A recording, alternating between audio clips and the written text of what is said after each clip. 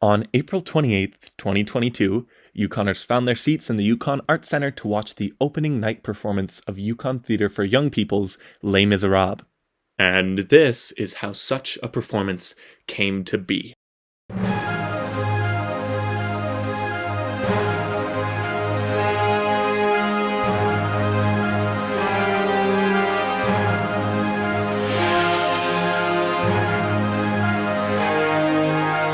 Hey Luca, Oh, hey. how is rehearsal going? The worst. Cut this part out. Not only was this the very first time Les Mis had been performed in the territory, it was also one of the first full-capacity productions the Yukon Arts Center had hosted post-COVID. Though to properly understand this production of Les Mis, we should likely first discuss the company which produced it. Yukon Theatre for Young People, more commonly referred to as YTYP, was a company created at the tail end of 2018 with one goal: delivering professional mentorship to youth in the theatre arts. YTYP exists to provide free theatre programming to youth while turning nobody away.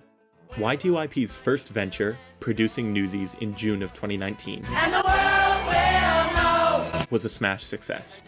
With a few projects here and there to fill in the gaps, YTYP's next mission was producing Lionel Bart's Oliver in June of 2020.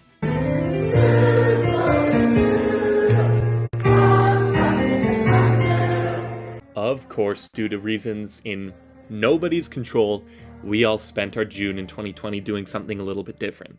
And of course, that something different was staying home and pausing our patronage to live theatre.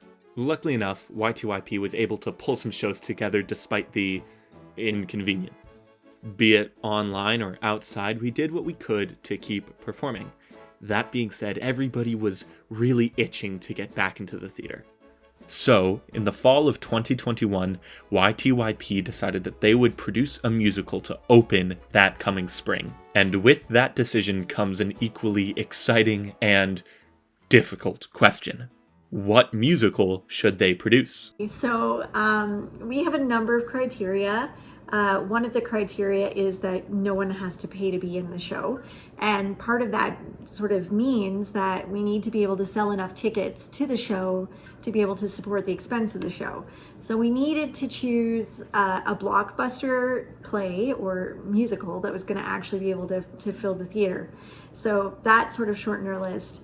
Hey, who is that anyways? My name is Angela Drainville, and I'm the Executive Artistic Director for Yukon Theatre for Young People. A wonderfully big thank you to Angela for a hefty amount of things, this interview being one of them. The other thing that Yukon Theatre for Young People is really about is making sure that no one gets turned away. So we do have to choose shows where everyone has the opportunity to play a part. And the more opportunity to play meaningful parts, the better. Les Mis actually ticked both those boxes. And then of course there's sort of the third aspect, that it needs to be appropriate for our cast. So we're a cast of youth living here in Whitehorse, and so we have to make sure that it's appropriate and that the content is appropriate for our actors to play the roles. And again, Les Mis ticked those boxes. Once the show was picked out, the next step was to find some people to, make the show happen. My name is Calvin Levesque, and I am the director for Les Mis. Are you excited in any particular way to work with your fellow creative team members? Yes, I'm absolutely excited to work with my fellow creative team members. I grew up with Kaylee. We grew up all through elementary school and high school together, and like I said, we danced together. So we have a great history there. And I worked with Jillian for one summer at the Frantic Follies. I played piano for her, leading lady, and that's how I got to know Jillian, and her and I get along very well also. So I'm very excited to work with this dream team. So that is, of course, the two equally wonderful Kaylee Farrow doing choreography and Jillian Durham doing musical direction. I'm most concerned and most excited about the exact same thing. I'm concerned about the fact that it is a huge musical, a huge undertaking, but I'm very excited because I know that nobody working on this shies away from a challenge. The youth involved, the creative team involved. Yeah, so as much as it's going to be nerve-wracking, I think we all accept the challenge And a challenge it would be.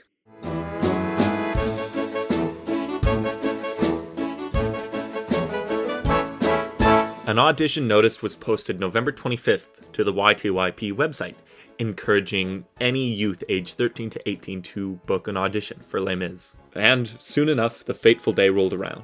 On Sunday, December 5th, youth pulled up to Elijah Smith Elementary School, the venue at which the auditions were being held, all in hopes of blowing away the creative team. I was very confident up until this morning, at which point I started to get a little bit nervous. I don't know, I have songs, I know the words, and I know how to sing them, and I'm gonna go sing them. Each auditioner had a 10-minute block with the creative team, where they sang one song they had prepared from the show and one song they had prepared of their choosing. Then they had a quick little chat, asking some questions and getting to know the auditioner before they moved on to the next one. May I just say that the amount of talented performers who showed up to the auditions was absolutely mind-blowing. Certainly a step up from previous years, and it was really a shame that everybody couldn't be cast in a lead role. Hey, how did the people behind the desk feel?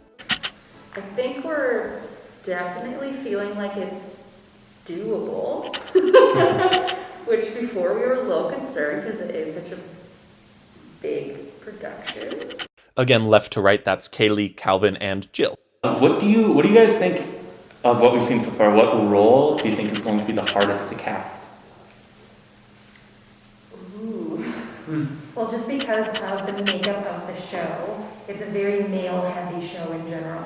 So it's balancing out where to put the guys into particular spots rather than these spots, and then can we double up, or if we put somebody here, can they do something over here, or is that too much? Like, it's a little bit of a Tetris game for sure, but for me, that's the big standout thing, is how to balance out those types of roles. Yeah. I'm most excited for the very first rehearsal, where we've got the entire company singing together, and we successfully sing harmony together, because I know I'm gonna cry, just because, like, hello, that's me. But like just that moment, because that's such a quantifiable thing that you experience as a group, and there's nothing that beats that. You could not sum up how we were all feeling around that time better than Jill just did. Everybody was clamoring to get to that first rehearsal. But until we could get to rehearsing, there was one critical piece of information, dare I say list, that we needed to continue. Of course, I was being a little bit facetious in showing that slide. Though the wait for a cast list always seems eternally stressful, our creative team showed mercy and got one out pleasantly quick. And just like that, our show was cast. Dare I say about as perfectly as it could have been? Each and every role fit the actor like a glove, and it pushed everybody outside of their comfort zone just that perfect amount where it still felt familiar and safe. So, we're 8 minutes into this documentary and we can finally get to rehearsing, right? Right?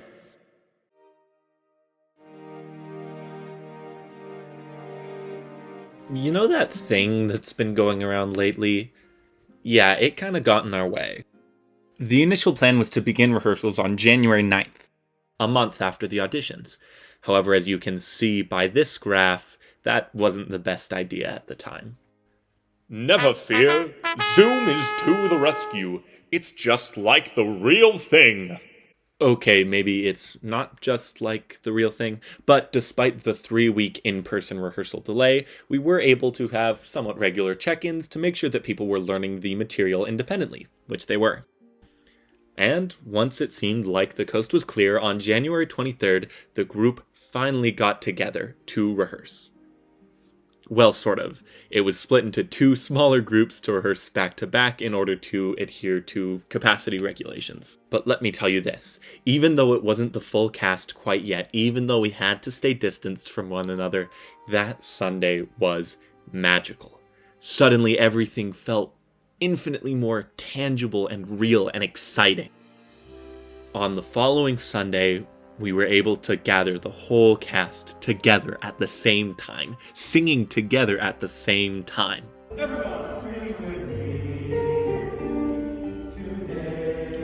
From that point on, there was no stopping us.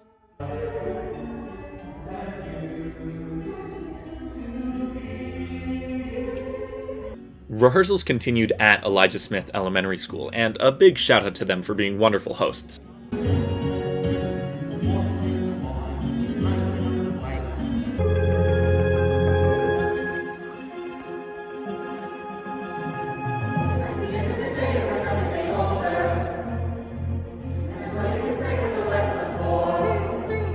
In addition to Elijah Smith, the Heart of Riverdale Community Center was gracious enough to lend us their space to rehearse in. Round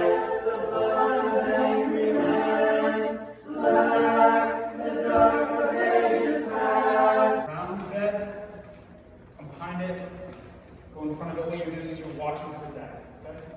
Okay? You're listening to the lyrics. Gabe, shout out another person in the cast.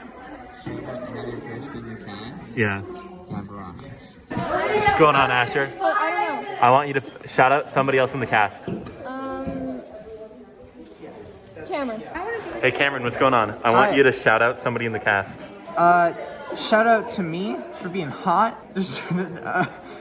Shout out to Cadence for jumping in the background and wanting to be shouted out. Hey Cadence, I want you to shout out somebody in the cast. Shout out to Olivia because she's doing an amazing job. I want you to shout out somebody else in the cast, somebody who you think's doing a good job. Cadence. She's doing Dude, very she shouted good. you out. Oh, really? Somebody else. Mr. Thenardier and Miss Thenardier. They're both doing great. All right, thanks, Olivia. Jeez. Gabe, where's Cohen? Hey, Ella. Shout out somebody in the cast. Cadence. Pick a new person. Was she already called out? Yeah. I mean, shout it out. Gabe. Michael. I shout out Max. Hey, Max. Hi. Shout out somebody in the cast. Dang. I knew the question was coming, but I still don't have an answer. I don't know. It seems like they've been practicing and getting ready, and I don't have a specific person to shout out, so Nice. sorry to everybody.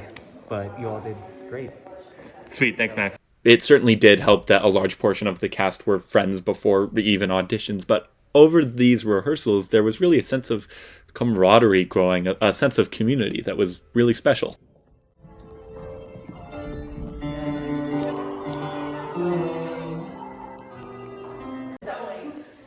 Hey, Cohen. How's rehearsal going? At the end of the day, you're another day older. Nice. Guys, they're doing the thing. They're doing the thing. 1, 2, 3, 4, 5, 6. So this is not fun for me to say, but I gotta say it. Of course, with youth theater, things got a little bit goofy sometimes, but whenever they did, there was one extremely important person who kept the cogs turning. That gives us 9, count it, 9 more rehearsals to finish this show. Brenda Pulatsky-Vanier was the stage manager for Les Mis, and she is wonderful. Brenda had worked with YTYP before, most notably stage managing Newsies, and it was an absolute treat to have her back. Every time you are not here, we feel it. But again, when you're here, nothing brings me more joy. You guys are awesome. Watching you create out of nothing is fantastic. It brings us great joy. So please, as much as you can, be here, be with us, and we're going to put on an incredible show, okay? And with that pep talk, it was go time. Everybody was putting it in overdrive to make sure that we were ready for the Yukon Arts Center. Now, instead of learning material, rehearsal time was spent running scenes and multiple songs together.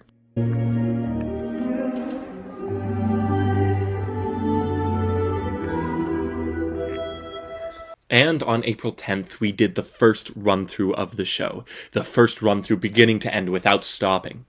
But before we get to the run-through, we have what I'm calling the costume intermission. The folks working on the costumes for Les Mis absolutely outdid themselves, and I also found the process extremely interesting as well. A big shout out to Val McCallum, who worked on Newsies, and Audrey Sawyer for making sure we looked as good as we sounded. And another big thank you to all of the volunteers and extra sets of hands who helped out in the wardrobe workshop. Your efforts did not go unappreciated. Luckily enough, I was able to snag a little interview and tour of the workspace with Val. Right. Okay, Michael, so over here on the wall, This is how it's all happening. Brenda put together a spreadsheet and a scene breakdown, and I've put all the scene breakdown here with the 31 cast members, and we just make changes as we go, or as Brenda lets me know what's happening. And this is where we make it all happen. We make a lot of costumes and dresses and skirts and aprons and all sorts of things out of sheeting and duvet covers. And over here, I'll just show you this. I've got to make some really nice shirts for the Revolutionary ABC group. And all of these were donated, and my beautiful pillowcases. We go to the free store, see what we can find out there. Sometimes we're lucky we can pick up some shoes. And yeah, we just keep finding more duvet covers and bring them home, wash them, pull them to bits and make more things out of them. And these are some of the most gorgeous things that Angela bought back. Absolutely magnificent. We've got a whole military department there. And this bundle over here, this is all convict breeches and shirts in that box. So we dig in there to find stuff. What else? Come on in the back room and we'll show you what's up there. This is more costuming chaos. This one here is just a rack full of trousers and shirts. This is another beautiful piece that Angela brought back from Edmonton. We're going to work on that for Honduras. Have a look at that one. That's another nice one for Valjean. Haven't finished any of it yet. It's all getting there. But these are all made out of duvet covers. Just a whole big suitcase full of scarves and shawls and wraps. Some women's shoes there and some men's shoes there. And as I said, we keep on going out to the free store to find more shoes and more stuff. But yeah, it's going well. We're making progress. We're getting there. Awesome. Well, thank you so much. You're welcome. And on April 10th, we did the first run-through of the show. The first run-through beginning to end without stopping.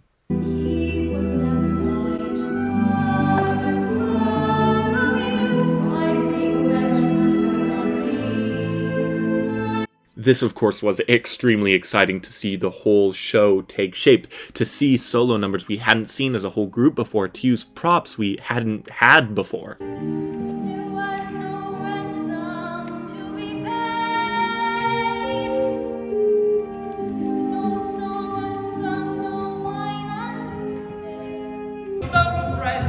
You robbed a house! Broke a window pane. My sister's child was close to death, and we were starving. You will starve again unless you learn the meaning of the law. Medicines are expensive, monsieur. Not that we begrudge the sue. It's no more than we Christians must do. It was also a little bit stressful, maybe. A lot of the show was in good shape, but there were certain spots. I remember one around the barricade that was about 10 minutes of material that had yet to been worked on. Of course, we patched up some of those weaker spots over the next rehearsals, and then it was finally time for us to go to...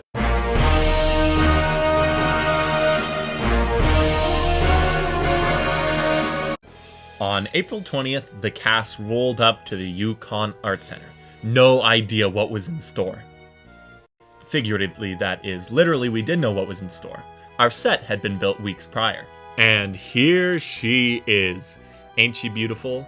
This behemoth of a set was very graciously built by the Yukon Arts Center staff.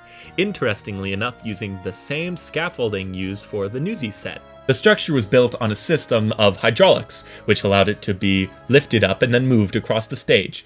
It got moved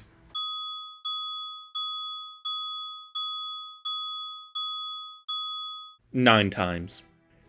The most flattering thing I can say about this set was that it was efficient. Les Mis has a lot of abstract locations that can be very difficult to make a set for. This one had the benefit of being able to be all of them. On our first day at the act, we were given an opportunity to explore the set and see what it was like. Hey guys, wave for the dock! Among other things, we were also given a rundown of the space. The tour was led by Josh Jensen. the director of production at the Yukon Arts Center. As well there we also met Catherine Kellner, Adam Pope, Travis Hatt, and Chris Gwynne-Thompson, the technicians for the production. During our tour and rundown on the first day there, we were shown where our dressing rooms were, how to use our mics, how to do our mic check, things like that. Once we were acquainted with the space, the following week was full of hard work. Since the cast had not yet been on the Yak stage altogether, we spent the first little bit taking the staging and blocking that we had done at the Heart of Riverdale or at Elijah Smith and adapting it to the Yak stage. Feel free to go hang out more on the stairs. Uncle Ross! I know Chicago sections are prepared. So it looked very natural that she was like, oh, okay, we're going now, cool. Yeah, no, that's fine. If there's a God above. This is a fun, albeit draining process. The days are long, there's a lot of hurry up and stop, but if I may speak for some of the cast, if not myself, I tell you there's nowhere else I would have rather been.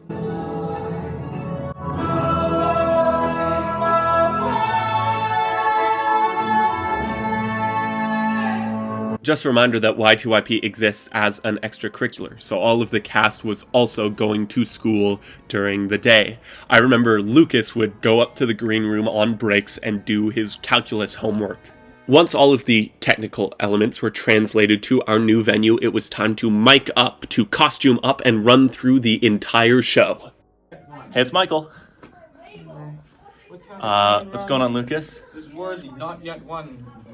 Learning last minute line changes. Yeah, it is Tuesday, the 26th. 2 days before opening night. 2 days before opening. We're doing a full run through tonight in mics and costumes. It's the first time we're doing a full run through with everything. And I'm excited. Kieran, are you excited? Kieran's excited. We know Kieran's excited. Oh, yeah. The following clips are all from the run-through on Tuesday, April 26th. I know this man, my friends, his name's Inspector Javert. Dear Fontaine, you must send us more money. I tell the doctor there's no time to move. Give that letter to me, it is none of your business. Don't you fret to see it. I don't feel any pain. He's a tasty ring, pretty little thing. Wouldn't want to waste it, that would really be a crime.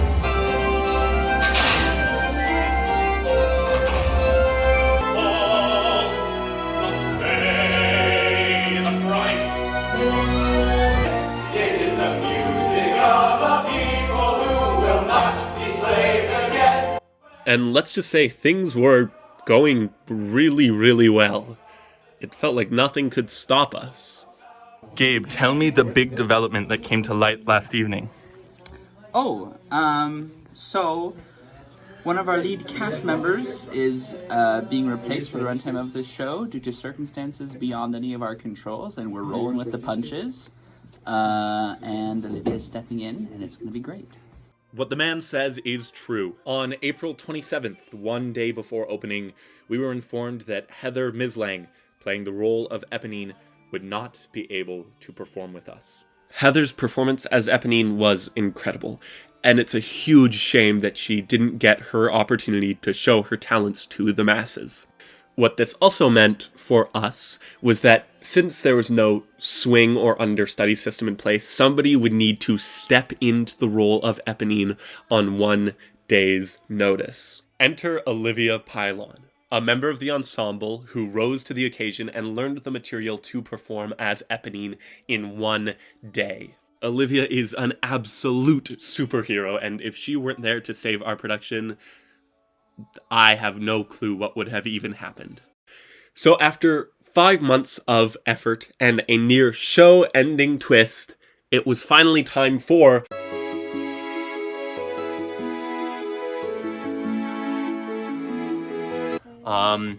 It is 6 p.m. April 28th, which means that Les Mis, opens in 1 hour. Lucas, what's going on? Do you want to be in the vlog? Can I come in? Yeah. Yeah. Oh, So hi. we're vlogging. I like all your blush. Thank you. Thank you. I'm allergic. I have to stay in the blush Just 'cause because a woman I'm the stepped clout in. of the fog. I have the most Yo, followers. this show sucks, dude. The call time for the performances was 5 p.m. Everybody would stroll up to the Art Center, get their mics checked, get into costumes, and anything else they might need to get ready for the performance. Everything's alright. That's a good one.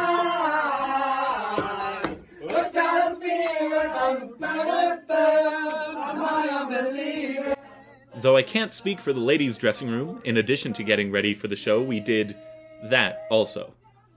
Then, once we were given our half-hour call by our lovely stage manager, we would file into our places for the top of the show. Heck, do you want to say something for the documentary? Hello. How excited are you?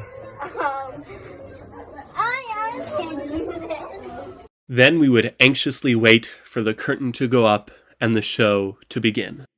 The following clips are from Saturday night's performance, the one which was streamed to remote audiences. As they turn your dream to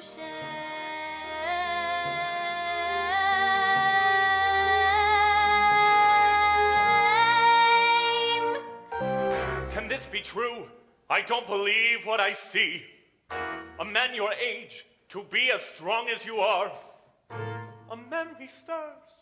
You make me think of a man. Come to me, Cosette, the light is fading. There is a castle on a cloud. I let you go there in my sleep. Oh, this race of time travels a curse, but here we strive to lighten your purse. Everybody raise a glass. Raise it up the master's ass! Everybody raise a glass to the master of the house. How can we speak of debt? Let's not haggle for darling Colette. Cosette. Stars in your multitudes, scarce to be counted, filling the darkness. When the beating of your heart echoes the beating of the drums, there is a life about to start when tomorrow comes.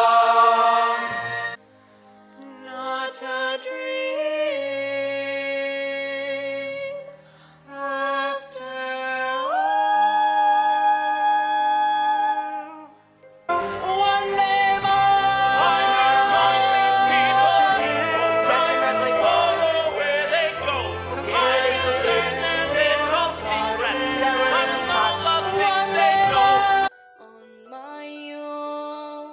pretending he's beside me. All alone, I walk with him till morning. I don't feel any pain. A little fall of rain can hardly hurt you now. Bring him home. Bring him home. Bring him home.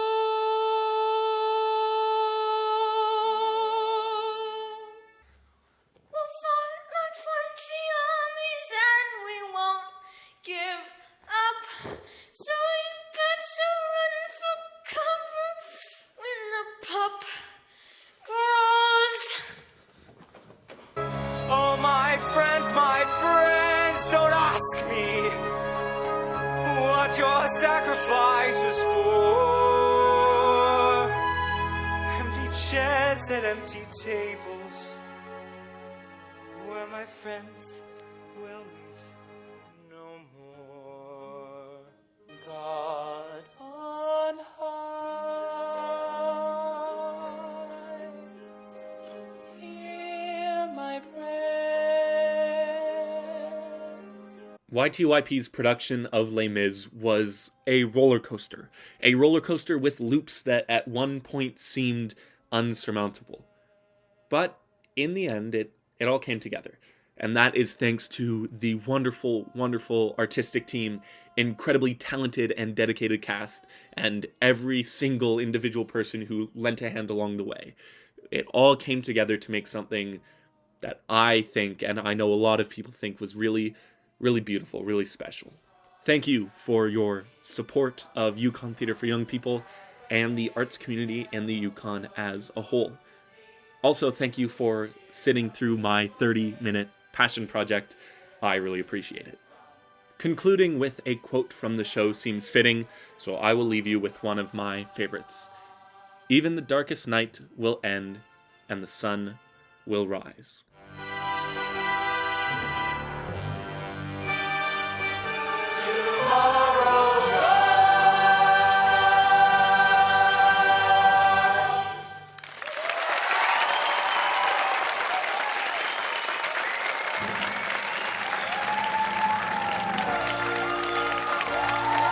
For the credits here, I'm going to rattle off a bunch of thank yous. I'm going to try and go really quick, so bear with me. Thank you to Music Theatre International for licensing us the performance rights. Thank you to the wonderful and dedicated cast. Thank you to our director, Calvin Levesque, musical director, Jillian Durham, and choreographer, Kaylee Farrow. Thank you to our producer, Angela Drainville, production manager, Scott Thorpe, production coordinator and stage manager, Brenda Pulaski-Vanier, set designer, Josh Jansen, lighting designer, Catherine Kellner, sound design, Adam Pope, set construction by Josh Jansen, Chris Gwynne-Thompson, Calvin Levesque, and Scott Thorpe, costume design by Val McCallum and Audrey Sawyer, properties by Scott Thorpe, assistant stage manager Maeve Murray Pillsworth, and marketing support from Christy Wallace. Also, I would like to thank our funding partners, Lotteries Yukon and the City of Whitehorse. Our production partners, the At Yak Residency Program, North Country Consulting, LP, and Hummingbird Mobile Health. Also, thank you to our sponsors, Emerge Artistic Coaching, Velvet Antler Productions, Walmart, the Heart of Riverdale Community Center, and the Guild Hall. Thank you. Thanks everybody I mentioned. Oh, also all of the parents who helped out backstage, volunteered to make sure backstage went smoothly. I don't have a list of your names, but I say a big thank you.